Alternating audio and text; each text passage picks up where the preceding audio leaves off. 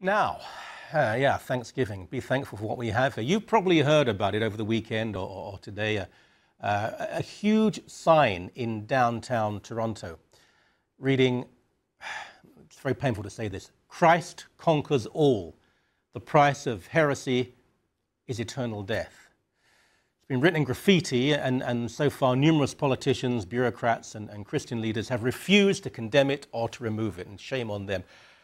Frankly, I'm not at all surprised. There is so much cowardice when it comes to this sort of thing, and such a fear, political, moral, physical, of offending Christians in any way. We're supposed to distinguish, aren't we, between Christians and Christian fundamentalism. But it seems to me that there's often hardly any difference. And those Christians who are not fundamentalists, they seldom speak out, in any numbers anyway, against the excesses of their militant brothers and sisters. As if always the case, those of us who have questioned the latest example of Christian triumphalism, we're condemned, aren't we? We're condemned as being Christianophobic and accused of overreacting and being extreme and intolerant and racist.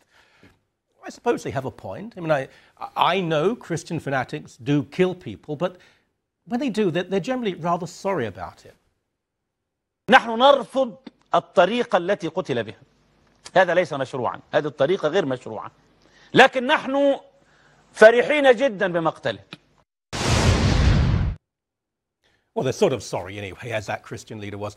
Christian leaders have also argued that we don't understand their religion, and that in a Christian context, the word conquest has nothing to do with conquering. And heresy is not what we mean by heresy, and that death is a relative term, and the original translation actually referred to the juxtaposition of flowers and poetry in one of the earlier books of the New Testament.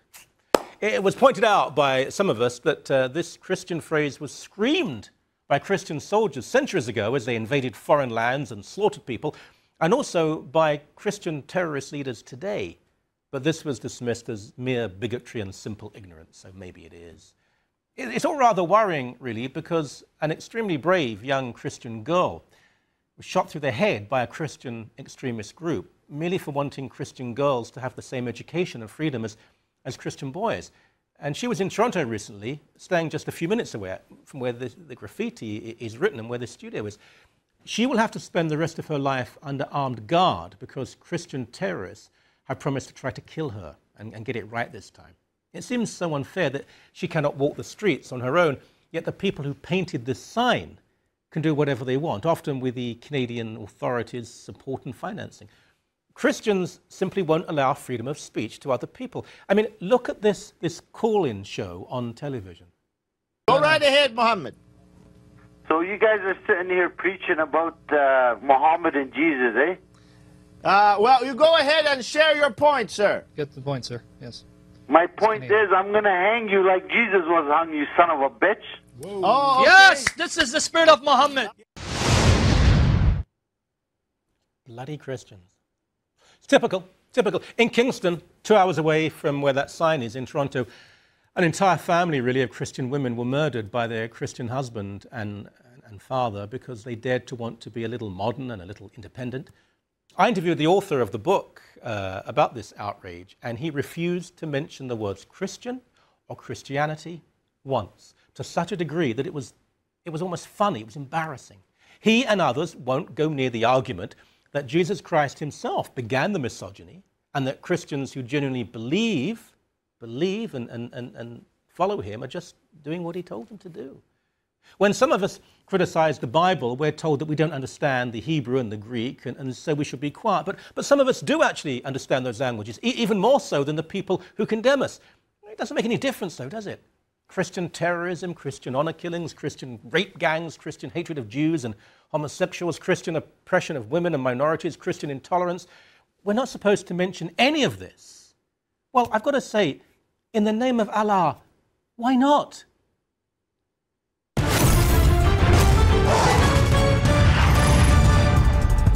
I would say the same thing if it was Christianity or anything else, separation of church and state. Right. Which is a wonderfully American concept, of course, but all religions are the same. The thing is, you can say that in a sort of Christian-type country, and people say, oh, that's interesting.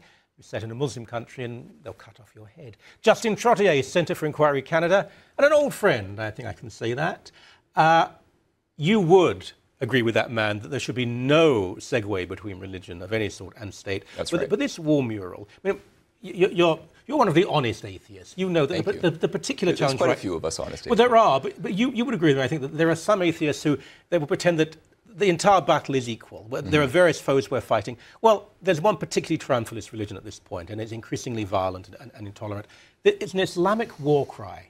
It's been used in conquest. It's in an Indian area, overwhelmingly Hindu and Sikh. Of course it shouldn't be there.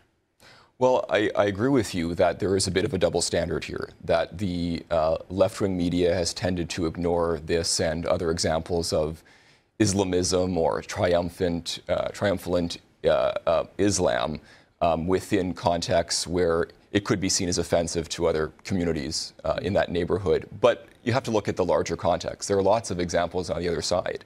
There are lots of examples where the right-wing media doesn't take on egregious violations of, say, human rights law, free speech issues, when the groups that are being favored are Christian groups. Let's look at Living Waters, a charitable organization which has been conducting treatment programs for gays and lesbians, which has been condemned by psychologists for potentially leading to harm. This is a Canadian charity. Yeah. This was discovered by the Toronto Star, reported only in left-wing media, ignored by, I believe, Sun and other right-wing media. So there's certainly a double standard, but there's a double standard on both sides. Oddly enough, I don't want to digress too much, but oddly enough, I hadn't heard of these people. But I don't think they do quite what you're saying, because the man who was involved in this phoned me, at least... In Living Waters? Yeah, I don't recall his name, but someone said, can I give the phone number? So he called me, and no disrespect, he's a pretty simple fellow. And it wasn't that form of therapy at all, which I agree with you is very troubling, and I think completely redundant, and it probably does more damage than good. It was gay people who were Christian, who weren't comfortable with their form of sexuality, and they met together and they chatted. Somebody had gone in there under false pretenses with a hidden camera, and I mean, this poor man is to a certain extent living in fear now that he'll lose his job at a public institution merely because he was willing to meet with other people. But I think the main concern was that the official registration for this charity was simply about missionary and evangelical work, which is fine. It may well be, but I don't think people rejected the story. I mean, I think not many people were aware of the story. But the story was only spread on. Well, it was one guy, I think it was at Ryerson, who infiltrated this, and it was only after a lawyer actually approached the Star and said, you can't use certain names, that they said, yes, you're right, we can't use certain names. But I mean, there are certain layers to that, and there's a backstory. But when it comes to public murals, now, I mean, if you would have said to me, well, there may be displays, Christian signs will be put up. Yeah. I mean, do you see that as a double standard? Because if the Christian sign says God is love, or belief in me gives eternal salvation, I don't find that as threatening as a sign that has been used by Islamic warlords throughout the centuries.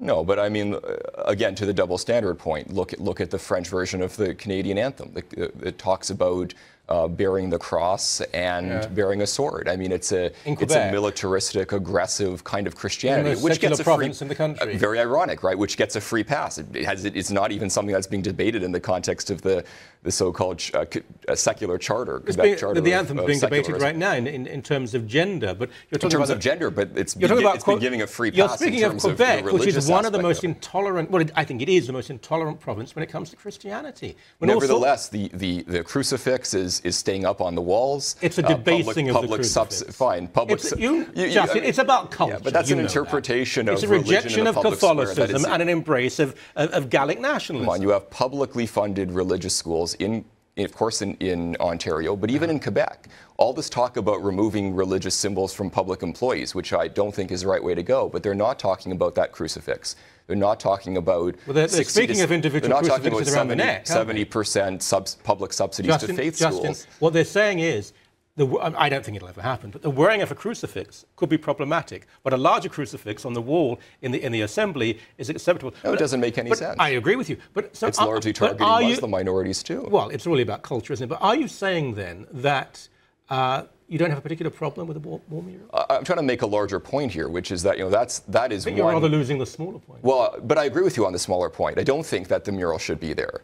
But see, we agree on that. So I'm trying to look at larger issues maybe where there's a clash. And I think what it is I don't think public funds should support religion in the public square. I think religion should be in the public square, but not subsidized or favored by government. Is there another Christian sign you can think of? Is other there a Christian examples in wall mural Quebec that is or Ontario. supported by public Well, money? if you want to be specific about murals, fine, but I'm talking about... We are speaking of wall murals. Not being that. I don't think I'm being eccentric and saying, can you give me a Christian example of the Islamic one? That's unfair. You're artificially, limiting the debate. Artificially by making the debate hundreds of thousands of dollars. We're out of time, but I don't think it's being unfair to say, can we actually stick to facts rather than room and innuendo? But we're out of time. That's not intolerance. That's simply TV. Thank you very much.